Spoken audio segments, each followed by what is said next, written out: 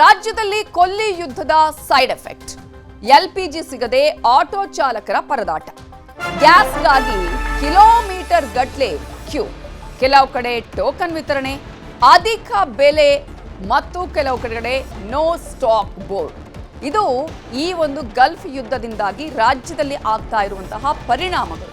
ಏನೆಲ್ಲ ಸಮಸ್ಯೆಗಳು ರಾಜ್ಯದಲ್ಲಿ ಆಗ್ತಾ ಇದೆ ಅನ್ನೋದನ್ನ ನಾವು ನೋಡ್ತಾ ಹೋಗೋದಾದ್ರೆ, ಎಲ್ಪಿಜಿ ಸಿಗ್ತಾ ಇಲ್ಲ, ಆಟೋ ಚಾಲಕರು ಕಿಲೋಮೀಟರ್ ಗಟ್ಲೆ ಕಾಯ್ತಾ ಇದ್ದಾರೆ, ಅಲ್ಲಿ ಕ್ಯೂ ಅಲ್ಲಿ ನಿಲ್ತಾನೆ ಇರ್ತಾರೆ ಬೆಳಗಿನಿಂದ ಮಧ್ಯಾಹ್ನದವರೆಗೂ. ಕೆಲವು ಕಡೆಗಳಲ್ಲಿ ಆಟೋ ಚಾಲಕರು ರಾತ್ರಿನೇ ಬಂದು ನಮ್ಗೆ ಅಟ್ಲೀಸ್ಟ್ ಬೆಳಗಿನ ಹೊತ್ತಿಗಾದ್ರೂ ಗ್ಯಾಸ್ ಸಿಗುತ್ತೆ ಅಂತ ಕಾಯ್ತಾ ಇರ್ತಾರೆ. ಇನ್ನು ಕೆಲವು ಕಡೆ ಟೋಕನ್ ಸಿಸ್ಟಮ್ ಅನ್ನ ಮಾಡಲಾಗಿದೆ. ಕೆಲವು ಕಡೆಗಳಲ್ಲಿ ಬಂಕ್ಗಳಲ್ಲಿ ನಾವು ನೋಡ್ತಾ ಹೋದ್ರೆ ಒಂದು ಬಂಕಲ್ಲಿ ಇರುವಂತಹ ರೇಟ್ ಮತ್ತೊಂದು ಬಂಕಲ್ಲಿಲ್ಲ. ಬೆಲೆಯಲ್ಲೂ ಕೂಡ ಚೇಂಜಸ್, ಜೊತೆಗೆ ಏರಿಕೆ ಆಗ್ತಾ ಇದೆ. ಹಲವು ಬಂಕ್ಗಳಲ್ಲಿ ಎಲ್ಪಿಜಿ ನೋ ಸ್ಟಾಕ್ ಬೋರ್ಡ್. ಬಡವರ ದುಡಿಮೆ ಕಿತ್ತುಕೊಳ್ತಾ ಇದೆ ಈ ಯುದ್ಧ. ಜೀವನ ನಡೆಸೋದು ಹೇಗೆ ಅನ್ನುವಂತಹ ಚಿಂತೆ. ಖಾಸಗಿ ಬಂಕ್ಗಳಲ್ಲಿ ದುಬಾರಿ ದರ ಫಿಕ್ಸ್ ಆಗಿದೆ. ಇದರಿಂದಾಗಿ ದಿಕ್ಕು ತೋಚದಂತಾಗಿದ್ದಾರೆ ಚಾಲಕರು. ಇವತ್ತು ಆಹಾರ ಸಚಿವರಾಗಿರುವಂತಹ ಮುನಿಯಪ್ಪ ಅವರು ಮೀಟಿಂಗ್ ಅನ್ನ ಮಾಡಲಿದ್ದಾರೆ. ನಿಮಗೆ ದೃಶ್ಯಗಳಲ್ಲಿ ತೋರಿಸ್ತಾ ಇದೀವಿ. ಬಸವೇಶ್ವರ ನಗರದಲ್ಲಿ ಎಷ್ಟು ಆಟೋಗಳು ನಿಂತಿವೆ, ಕಿಲೋಮೀಟರ್ ಗಟ್ಲೆ ಅಲ್ಲಿ ಆಟೋಗಳು ಕಾಯ್ತಾ ಇರುವಂತದ್ದು. ಅದರಲ್ಲೂ ಕೂಡ ಅರ್ಧ ದಿನದವರೆಗೂ ನಾವು ಗ್ಯಾಸ್ ಅನ್ನ ತುಂಬಿಸ್ಕೊಳ್ಬೇಕು ಅಂತ ಕಾಯ್ತಾನೆ ಇರ್ತಾರೆ. ಎಷ್ಟೋ ಆಟೋದವರು ಗ್ಯಾಸ್ ಖಾಲಿಯಾಗಿ ತಳ್ಕೊಂಡೇ ಬಂದು ಹೋಗುವಂತಹ ಪರಿಸ್ಥಿತಿ ನಿರ್ಮಾಣ ಆಗಿದೆ. ಇದರಿಂದಾಗಿ ಬಡವರ ದುಡಿಮೆಯೇ ಕಿತ್ತುಕೊಳ್ತಾ ಇದೆ. ಬಸವೇಶ್ವರ ನಗರದಲ್ಲಿ ತೋರಿಸ್ತಾ ಇದೆಯಲ್ಲ ನಾವು, ಈ ಒಂದು ಆಟೋಗಳ ಸರತಿ ಎಷ್ಟು ದೊಡ್ಡದಿದೆ. ಕಿಲೋಮೀಟರ್ ಗಟ್ಲೆ ವೇಟ್ ಮಾಡ್ತಾ ಇದ್ದಾರೆ ಆಟೋ ಚಾಲಕರು ತಮ್ಮ ಆಟೋಗಳನ್ನ ತಗೊಂಡ್ಬಂದು. ವರ್ತೂರಿನ ದೃಶ್ಯಗಳನ್ನ ತೋರಿಸ್ತಾ ಇದೀವಿ. ಬೇರೆ ಬೇರೆ ಭಾಗದಲ್ಲಿ ಎಲ್ಲಾ ಕಡೆ ಸೇಮ್ ಸಿಚುವೇಶನ್. ವರ್ತೂರಲ್ಲೂ ಕೂಡ ನೋಡಿ ಎಷ್ಟು ಆಟೋಗಳು ಸಾಲಲ್ಲಿ ಕಾಯ್ತಾ ಇವೆ ಅನ್ನುವಂಥದ್ದು. ಅಲ್ಲಿ ಆಟೋ ಚಾಲಕರು ಕೂಡ ಅಲ್ಲಿ ಪ್ರತಿನಿತ್ಯ ಇದೇ ಸಮಸ್ಯೆಯನ್ನ ಅನುಭವಿಸ್ತಿದ್ದಾರೆ.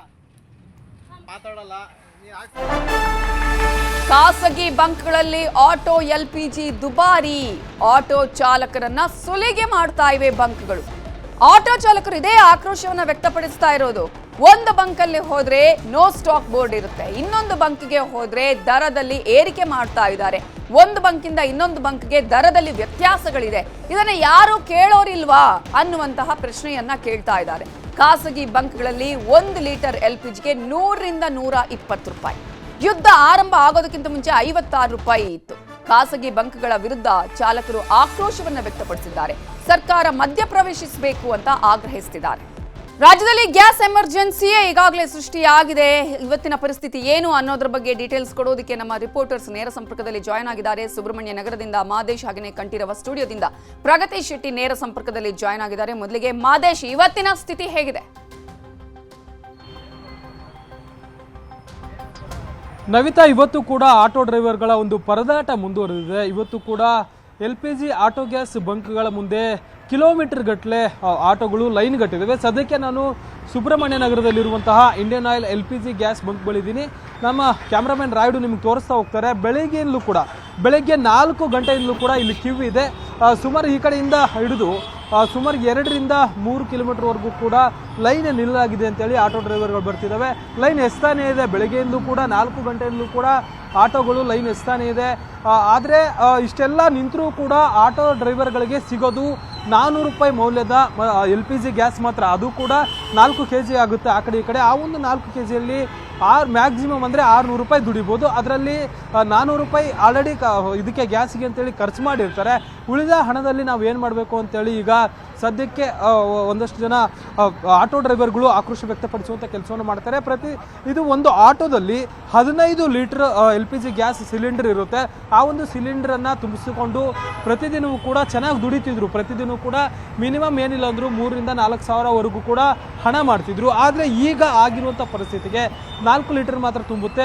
ಅದು ಕೊಡುವಂಥ ಮೈಲೇಜ್ಗೆ ಮ್ಯಾಕ್ಸಿಮಮ್ ಏನಂದರೆ 1,000 ರಿಂದ 1,500ವರೆಗೂ ಕೂಡ ದುಡಿಬೋದು. ಆದರೆ ಅದರಲ್ಲಿ ಆಲ್ರೆಡಿ 400 ರಿಂದ 500 ರೂಪಾಯಿ ಗ್ಯಾಸ್ ಹಾಕ್ಸ್ಕೊಳ್ಳೋದಕ್ಕೆ ಹೋಗುತ್ತೆ. ಅದಾದಮೇಲೆ ಇವರ ಊಟ ತಿಂಡಿ ಮತ್ತು ಅದರಲ್ಲೇ ಒಂದಷ್ಟು ಅರ್ಧ ಖಾಲಿಯಾಗಿ ಗಾಡಿಗಳು ಓಡಾಡ್ತವೆ. ಹೀಗಾಗಿ ನಮಗೆ ಬದುಕೋಕ್ಕೂ ಕೂಡ ಸಾಕಷ್ಟು ಕಷ್ಟ ಆಗ್ತಿದೆ. ಅದೆಲ್ಲೋ ಬೇರೆ ಬೇರೆ ದೇಶಗಳಲ್ಲಿ ಯುದ್ಧ ಆಗ್ತಿದೆ. ಆದರೆ ಇಲ್ಲಿ ನಮ್ಮ ದಿನನಿತ್ಯದ ಜೀವನಕ್ಕೂ ಕೂಡ ನಮಗೆ ಸಾಕಷ್ಟು ಕಷ್ಟ ಆಗ್ತಿದೆ ಅಂತೇಳಿ ಆಕ್ರೋಶ ವ್ಯಕ್ತಪಡಿಸುವಂಥ ಕೆಲಸವನ್ನು ಆಟೋ ಡ್ರೈವರ್ಗಳು ಮಾಡ್ತಿದ್ದಾರೆ. ನೀವು ನೋಡ್ಬೋದು, ಬೋರ್ಡನ್ನು ನೋಡಿದ್ರೆ ಗೊತ್ತಾಗುತ್ತೆ. ಇಲ್ಲಿ ಎಲ್ಲ ವಾಹನಗಳಿಗೂ ಕೂಡ ಆಟೋ ಗ್ಯಾಸ್ ಗರಿಷ್ಠ ಪ್ರಮಾಣ ಅಂದರೆ ಹೈಯೆಸ್ಟ್ 400 ರೂಪಾಯಿಗಳಿಗೆ ಮಾತ್ರ ಹಾಕ್ತೀವಿ, ಗ್ರಾಹಕರು ಸಹಕರಿಸಬೇಕು ಅಂತೇಳಿ ಬೋರ್ಡನ್ನು ಹಾಕುವಂಥ ಕೆಲಸವನ್ನು ಮಾಡಿದ್ದಾರೆ. ಅಂದರೆ 400 ರೂಪಾಯಿದು ಮಾತ್ರ LPG ಗ್ಯಾಸನ್ನು ಆಟೋಗಳಿಗೆ ಹಾಕಲಾಗುತ್ತೆ, ಅದಕ್ಕೂ ಮೀರಿ ಹಾಕೋದಿಲ್ಲ. ಅಷ್ಟಾಗಿಯೂ ಕೂಡ ಪ್ರತಿದಿನವೂ ಕೂಡ ಆಟೋಗಳು ಕ್ಯೂ ಹೆಚ್ಚಾನೆ ಇದೆ. ಒಂದಷ್ಟು ಕಡೆ ಆಟೋ ಡ್ರೈವರ್ಗಳು ಆಟೋಗಳನ್ನು ನಿಲ್ಲಿಸಿ ಮನೆ ಹತ್ರನೇ ನಿಲ್ಲಿಸಿದ್ದಾರೆ. ಬೇರೆ ಏನು ಮಾಡಬೇಕು, ಯಾಕಂದರೆ ಬೇರೆ ಬೇರೆ CNG ಆಗಿರ್ಬೋದು, ಪೆಟ್ರೋಲ್ ಅಂತೇಳಿ ಕ್ಯಾಬ್ಗಳಿಗೆ ಬೇರೆ ಬೇರೆ ಆಪ್ಷನ್ಸ್ ಇದೆ. ಆದರೆ ಆಟೋ ಡ್ರೈವರ್ಗಳಿಗೆ ಇರೋದು LPG ಗ್ಯಾಸ್ ಮಾತ್ರ. ಹೀಗಾಗಿ ಇದರಿಂದ ಸಾಕಷ್ಟು ನಷ್ಟ ಅನುಭವಿಸುವಂಥ ಕೆಲಸವನ್ನು ಆಟೋ ಡ್ರೈವರ್ಗಳು ಮಾಡ್ತಿದ್ದಾರೆ. ಮತ್ತೊಂದು ಕಡೆ ಅಲ್ಲಲ್ಲಿ ಗಲಾಟೆ ಆಗ್ಬೋದು ಅನ್ನೋಂಥ ನಿಟ್ಟಿನಲ್ಲಿ ಪೊಲೀಸರು ಕೂಡ ಆಟೋ ಗ್ಯಾಸ್ ಬಂಕ್ಗಳ ಬಳಿ ಬಂದೋಬಸ್ತ್ಗಾಗಿ ನಿಯೋಜನೆ ಮಾಡಲಾಗಿದೆ. ಯಾಕಂದರೆ ಒಂದಷ್ಟು ಜನ ಅಡ್ಡ ಬಂದು ಹಾಕಿಸ್ಕೊಳ್ಳುವಂಥ ಸಂದರ್ಭದಲ್ಲಿ ವಾಗ್ವಾದಕ್ಕಿಳಿದು ಅಲ್ಲಿ ಗಲಾಟೆ ಆಗ್ಬೋದು ಅನ್ನೋ ನಿಟ್ಟಿನಲ್ಲಿ ಪೊಲೀಸರು ಕೂಡ ಬಂದೋಬಸ್ತ್ ವ್ಯವಸ್ಥೆಯನ್ನು ಕೂಡ ಮಾಡಿಕೊಳ್ಳುವಂಥ ಕೆಲಸವನ್ನು ಮಾಡಿದ್ದಾರೆ, ಅಲ್ಲಲ್ಲಿ ತಿಳಿ ಹೇಳುವಂಥ ಕೆಲಸವನ್ನು ಮಾಡ್ತಿದ್ದಾರೆ.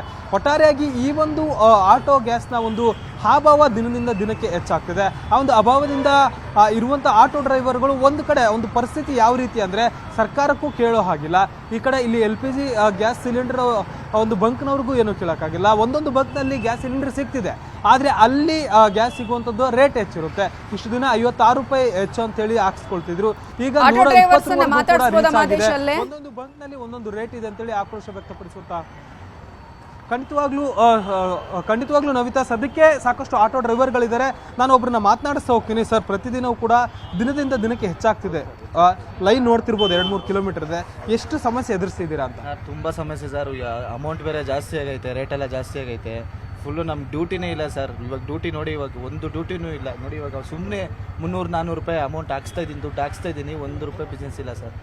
ಸಿಕ್ಕಾಬಟ್ಟೆ ಲಾಸಲ್ಲಿ ಆಗ್ಬಿಟ್ಟಿದೆ ಸರ್, ಸಿಕ್ಕಾಬಟ್ಟೆ ಕಷ್ಟ. ಈಗ ನೀವು ಬೆಳಗ್ಗೆ ಎಷ್ಟು ಗಂಟೆಯಿಂದ ಇಲ್ಲಿ ಕಾಯ್ತಿದ್ರಿ, ಮತ್ತೆ ಇವಾಗ ಒಂದು 6 ಗಂಟೆ 7 ಗಂಟೆಗೆ ಬಂದಿದ್ದೀನಿ ಸರ್. ಅವಾಗಿಂದ ಕಾಯ್ತಿದ್ದೀನಿ, ಎಲ್ಲ ಕಡೆ ಹುಡುಕಿದ್ದೀನಿ, ಎಲ್ಲೂ ಇಲ್ಲ ಅಂತ ಹೇಳ್ಕೊಂಡ್ಬಿಡ್ತಾರೆ. ನಮ್ಮ ಫ್ರೆಂಡ್ ಯಾರು ಇಲ್ಲಿ ಹಾಕ್ಸಿದ್ರಂತೆ, ಸೊ ಅದಕ್ಕೋಸ್ಕರ ನಾನು 5 ಕಿಲೋಮೀಟರ್ ಇಲ್ಲಿಂದ ಬಂದಿದ್ದೀನಿ ಸರ್ ಹಾಕ್ಸೋಕ್ಕೆ ಗ್ಯಾಸ್. ಈಗ ಆಟೋ ಜೀವನ ಮಾಡ್ತಿದ್ರ ನೀವು, ಮನೆ ಹೆಂಗೆ, ಬಾಡಿಗೆ ಹೆಂಗೆ, ಫ್ಯಾಮಿಲಿ ಹೆಂಗೆ? ಸಿಕ್ಕಾಪಟ್ಟೆ ಕಷ್ಟ ಆಗ್ಬಿಟ್ಟೈತೆ ಸರ್. ಬಾಡಿಗೆ ಇದರಿಂದನೇ ಜೀವನ ನಡೆಯೋದು ನಮಗೆ, ಇದೇ ಇಲ್ಲ ಅಂದ್ರೆ ಸಿಕ್ಕಾಪಟ್ಟೆ ಕಷ್ಟ ಆಗ್ಬಿಟ್ಟೈತೆ ಸರ್. ಏನು ಮಾಡೋದ ಏನೋ ಎಲ್ಲ ಈಗ ನಾರ್ಮಲ್ ಡೇಸ್ ಅಲ್ಲಿ ನೀವು ಬಾಡಿಗೆ ಗಿಡಿಗೆ ಅಂತೇಳಿ ಎಷ್ಟು ದುಡಿತಿದ್ರಿ, ಮತ್ತೆ ಈಗ ಯಾವ ತರ ಕಷ್ಟ ಆಗ್ತಿದೆ? ನಾರ್ಮಲ್ ಡೇಸ್ ಚೆನ್ನಾಗೈತೆ ಸರ್. ಈ ಟೈಮಲ್ಲಿ ಗ್ಯಾಸ್ ಇಲ್ಲ ಅಂತಲೇ ಇಷ್ಟೊಂದು ಪರದಾಡ್ತಾ ಇದ್ದೀವಿ ಸರ್, ನಾವು ಸಿಕ್ಕಾಪಟ್ಟೆ ಪರದಾಡ್ತಾ ಇದ್ದೀವಿ. ನಾವು ಒಂದು ಚೂರು ಬಿಸ್ನೆಸ್ಸೇ ಇಲ್ಲ ಸರ್. ಡೈಲಿ 1,000-2,000 ಮಾಡ್ತಾ ಇದ್ದಿದ್ದು, ಇವಾಗ 1,000 ರೂಪಾಯಿ ಮಾಡೋದು ಕಡಿಮೆ ಆಗ್ಬಿಟ್ಟಿದೆ, ಹಂಗಾಗ್ಬಿಟ್ಟಿದೆ ಪರಿಸ್ಥಿತಿ. ಈಗ ಆಟೋ ರೆಡಿ ಇದೆ, ಕೆಲಸ ಮಾಡಕ್ಕೆ ನೀವು ರೆಡಿ ಇದ್ದೀರಾ, ಆದರೆ ಗ್ಯಾಸ್ ಒಂದು ಸಿಗ್ತಿಲ್ಲ. ಮತ್ತೆ ಯಾರನ್ನ ಪ್ರಯತ್ನ ಮಾಡ್ತಿದ್ದೀರಾ? ಎಲ್ಲ ಸಂಘಟನೆಗಳು ನೀವೆಲ್ಲ ಕೇಳ್ತಾ ಇದ್ದೀನಿ ಸರ್. ಸಂಘಟನೆಯವರು ಎಲ್ಲ ಹೇಳ್ತವ್ರು, ಮಾತುಕತೆ ನಡೀತೈತೆ, ಆಗ್ತೀವಿ ಬರುತ್ತಪ್ಪ ಅಂತ ಎಲ್ಲ ಹೇಳ್ತವ್ರೆ. ಬಟ್ ಯಾವುದು ಬರ್ತಾನೆ ಇಲ್ಲ ಸರ್. ರೇಟ್ ಸಿಕ್ಕಾಪಟ್ಟೆ ಜಾಸ್ತಿ ಆಗ್ಬಿಟ್ಟೈತೆ ಸರ್. ಈಗ ನೀವು ಎಷ್ಟು ದಿನದಿಂದ ಈ ಥರ ಸಮಸ್ಯೆ ಎದುರಿಸ್ತಿದ್ದೀರಾ, ಮತ್ತೆ ಎಷ್ಟು ಲಾಸ್ ಆಗಿದೆ ಇಲ್ಲಿವರೆಗೂ? ಒಂದು ವಾರ 2 ವಾರದಿಂದ ಸಮಸ್ಯೆ ನಡೀತಾನೆ ಐತೆ ಸರ್. ಆವಾಗಿಂದನೂ ಎದುರಿಸ್ತಾ ಇದ್ದೀರಿ. ನಮಗೆ ಬೇರೆ ಹಿಂಗೆ ಈ ಥರ ರೇಟ್ ಜಾಸ್ತಿ ಆಗ್ಬಿಟ್ರೆ ಅಯ್ಯೋ ಎಲ್ಲಪ್ಪ ಇನ್ನೇನು ಜಾಸ್ತಿ ಆಗುತ್ತಪ್ಪ ಅಂತ ನಮಗೆ ಬೇರೆ ಭಯ.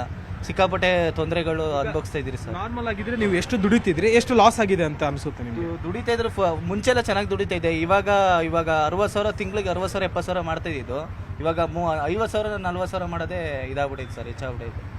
ಇದು ಆಟೋ ಡ್ರೈವರ್ಗಳ ಮಾತು. ಮತ್ತೊಂದು ಕಡೆ ಬೇರೆ ಬೇರೆ ಆಟೋ ಡ್ರೈವರ್ಗಳು ಇದ್ದಾರೆ, ಜೊತೆಗೆ ಆಟೋ ಬಂಕ್ನವ್ರು ಕೂಡ ಇದ್ದಾರೆ. ಇಲ್ಲಿ ಆಟೋ ಗ್ಯಾಸ್ ಬಂಕ್ನವ್ರು ಕೂಡ ಇದ್ದಾರೆ. ಬಂಕ್ನವ್ರನ್ನು ಕೂಡ ನಾನು ಮಾತಾಡಿಸ್ತಾ ಹೋಗ್ತೀನಿ. ಬಂಕ್ನವ್ರು ಇದ್ದಾರೆ, ಅವ್ರನ್ನ ಮಾತಾಡಿಸ್ತಾ ಹೋಗ್ತೀನಿ. ಈಗ ಸರ್, ಬೆಳಿಗ್ಗೆಯಿಂದ ಕೂಡ ನೀವು ಆಟೋ ಕ್ಯೂ ನೋಡ್ತಿದ್ದೀರಾ, ಎಷ್ಟು ಜನ ಬರ್ತಿದ್ದಾರೆ, ಮತ್ತೆ ಏನು ಹೇಳ್ತಿದ್ದಾರೆ ಆಟೋ ಡ್ರೈವರ್ಗಳು? ಸರ್, ಬೇರೆ ಮತ್ತೊಬ್ಬ ಆಟೋ ಡ್ರೈವರ್ಗಳನ್ನ ಮಾತಾಡಿಸ್ತೀನಿ. ಸರ್, ಬೆಳಗ್ಗಿಂದ ನೀವು ಲೈನಿಗೆ ನಿಂತಿದ್ದೀರಾ, ಸದ್ಯಕ್ಕೆ ಸಾಕಷ್ಟು ಕಡೆಯಿಂದ ಕೂಡ ಸಮಸ್ಯೆ ಆಗ್ತಿದೆ. ಮತ್ತೊಬ್ಬರು ಆಟೋ ಡ್ರೈವರ್ ಇದ್ದಾರೆ, ಅವ್ರನ್ನ ಮಾತನಾಡಿಸಿ ಹೋಗ್ತೀನಿ. ಸರ್, ಎಷ್ಟು ಸಮಸ್ಯೆ ಆಗ್ತಿದೆ, ಮತ್ತೆ ನಿಮ್ಮ ಜೀವನ ಎಷ್ಟು ಕಷ್ಟ ಆಗ್ತಿದೆ? ತುಂಬ ಕಷ್ಟ ಇದೆ ಸರ್, ತುಂಬ ಕಷ್ಟ ಇದೆ ಅಂತಂತಂದರೆ ಮನೆ ಬಾಡಿಗೆಗಳು ಕಟ್ಟೋರು, ಸ್ಕೂಲ್ ಫೀಸ್ಗಳು ಕಟ್ಟೋರು, ಊಟಕ್ಕೆ ಎಲ್ಲ ಆಟೋ ಮೇಲೆ ಡಿಪೆಂಡ್ ಆಗಿರೋದ್ರಿಂದ ಭಾರಿ ಕಷ್ಟ ಇದೆ. ಆಗ್ತಾ ಇಲ್ಲ, ಇದು ಜೀವನನೇ ಆಗ್ತಾ ಇಲ್ಲ. ಸರ್ಕಾರಗಳು ಅದೇನು ಮಾಡ್ತಾ ಇದೆಯೋ ಗೊತ್ತಿಲ್ಲ. ಬಟ್ ನಾನು ಸರ್ಕಾರದ್ದು ಏನಿಲ್ಲ, ಅಲ್ಲಿಂದ ಬಂದರೆ ತಾನೇ ಆಗೋದು. ಆದರೆ ನಮಗೇನ ಒಂದು ಪರಿಹಾರಗಳು ಮಾಡ್ಬೇಕು ಅಷ್ಟೇ ವಿನ ಬೇರೆ ಇನ್ನೇನು ದಾರಿ ಇಲ್ಲ ಸರ್. ಇಲ್ಲಿ ನೀವೆಲ್ಲ ಎಷ್ಟು ಬಾಡಿಗೆ ಕಟ್ತಿದ್ದೀರಾ, ಎಷ್ಟು ಜನ ಮಕ್ಕಳು, ಮತ್ತೆ ಎಷ್ಟು ನಿಮ್ಮ ಖರ್ಚು ಇರ್ತಿತ್ತು, ಇದರಿಂದ ಎಷ್ಟು ಇದಾಗ್ತಿತ್ತು? ನಮ್ಮ ಮನೇಲಿ 3 ಮಕ್ಕಳಿದ್ದಾರೆ ಸರ್. 3 ಮಕ್ಕಳಿಂದ ನಮಗೆ ಬಾಡಿಗೆ ಒಂದು 12-15 ಸಾವಿರದವರೆಗೂ ಕಟ್ತಾ ಇದ್ದೀನಿ. ತಿಂಗಳಿಗೆ ನಾ 30,000-40,000 ನಮಗೆ ಖರ್ಚಿದ್ದೇ ಇರುತ್ತೆ. ಸ್ಕೂಲು ಕಾಲೇಜು ಎಲ್ಲ ಇದೆ. ನಮಗೆ ಮನೆ ಬಾಡಿಗೆದೇ ಜಾಸ್ತಿ ಆಗ್ತಾ ಇದೆ. ಯಾಕೆಂದರೆ ಎಲ್ಲಿ ದುಡಿದ್ರೆ ತಾನೇ ಎಲ್ಲ ಮೇಂಟೈನ್ ಆಗೋದು. ಇಲ್ಲಿ ದುಡಿಲಿಲ್ಲ ಅಂತಂತಂದರೆ ಎಲ್ಲಿಂದ ಮೇಂಟೈನ್ ಆಗುತ್ತೆ? ನಮ್ಗೆ ಗಾಡಿ ಓಡಿದ್ರೇ ನಮ್ಮ ಜೀವನ ಓಡೋದು. ಗಾಡಿ ಓಡಲಿಲ್ಲ ಅಂದರೆ ಜೀವನನೇ ಇಲ್ಲ. ಹಾಗಾಗಿ ತುಂಬಾ ಸಮಸ್ಯೆ ಇದೆ. ಎಷ್ಟೋ ಸಂಸಾರಗಳು ಹಾಳಾಗ್ತಾ ಇದೆ. ಹೇಳಬೇಕು ಅಂದರೆ ಎಷ್ಟೋ ಸಂಸಾರಗಳು ಹಾಳಾಗ್ತಾ ಇದೆ. ನಾವು ದುಡ್ಡು ಕೊಟ್ರೇನೆ ಮನೇಲಿ ಹೆಂಗಸರು ಅನ್ನ ಬೇಯಿಸಿ ಹಾಕೋದು, ಅದು ಇಲ್ಲ ಅಂತಂದು ಏನು ಮಾಡೋಕ್ಕಾಗುತ್ತೆ? ಆ ಥರ ತುಂಬಾ ತೊಂದರೆ ಆಗ್ತಿದೆ. ಏನು ಸರ್ಕಾರಗಳು ಇದ್ರ ಬಗ್ಗೆ ಎಚ್ಚೆತ್ಕೋಬೇಕಾಗತ್ತೆ. ಯಾಕೆಂದರೆ ಭಾರಿ ತುಂಬಾ ಕಷ್ಟದಲ್ಲಿದ್ದೀವಿ ಸರ್. ಇರಬೇಕು ಅಂದರೆ ತುಂಬ ಕಷ್ಟದಲ್ಲಿದ್ದೀವಿ. ನವಿತಾ, ಇದಿಷ್ಟು ಆಟೋ ಡ್ರೈವರ್ಗಳ ಒಂದು ಅಳಲು. ಅಂದರೆ ನಾವು ಫ್ಯಾಮಿಲಿಯನ್ನು ಸಾಕ್ತೀವಿ, 2-3 ಜನ ಮಕ್ಕಳಿದ್ದಾವೆ, ಅವರ ಒಂದು ಶಾಲೆ ಫೀಸ್ಗಳನ್ನು ಕಟ್ಟಬೇಕು, ಮತ್ತು ಮನೆ ಬಾಡಿಗೆ ಕಟ್ಟಬೇಕು, ರೇಷನ್ ತಂದು ಹಾಕಬೇಕು. ಈಗ ನಾವು ಕರೆಕ್ಟಾಗಿ ಕೂಲಿ ಮಾಡೋಕ್ಕೆ ಅಂದರೆ ನಾವು ಆಟೋ ಓಡಿಸೋದಕ್ಕೇನು ಆಗ್ತಿಲ್ಲ, ಸಾಕಷ್ಟು ಕಷ್ಟ ಆಗ್ತಿದೆ. ಅರ್ಧಷ್ಟು ಕೂಡ ಪ್ರತಿದಿನ ನಾವು ದುಡಿಯೋಕ್ಕಾಗ್ತಿಲ್ಲ. ಇದರಿಂದ ನಾವು ಸಂಕಷ್ಟದಲ್ಲಿದ್ದೀವಿ, ನಮ್ಮ ಕುಟುಂಬಗಳು ಕೂಡ ಸಂಕಷ್ಟದಲ್ಲಿರುವಂಥ ಪರಿಸ್ಥಿತಿ ಈಗ ನಿರ್ಮಾಣ ಆಗಿದೆ. ಸರ್ಕಾರ ಇದಕ್ಕೆ ಸಂಬಂಧಪಟ್ಟಂಗೆ ಏನಾದರೂ ನಮಗೆ ಪರಿಹಾರ ಮಾಡಿಕೊಡ್ಬೇಕು ಅಂತೇಳಿ ಆಟೋ ಚಾಲಕರು ಈಗ ತಮ್ಮ ಅಳಲನ್ನು ತೋಡ್ಕೊಳ್ಳುವಂಥ ಕೆಲಸವನ್ನು ಮಾಡ್ತಿದ್ದಾರೆ. ನವಿತಾ.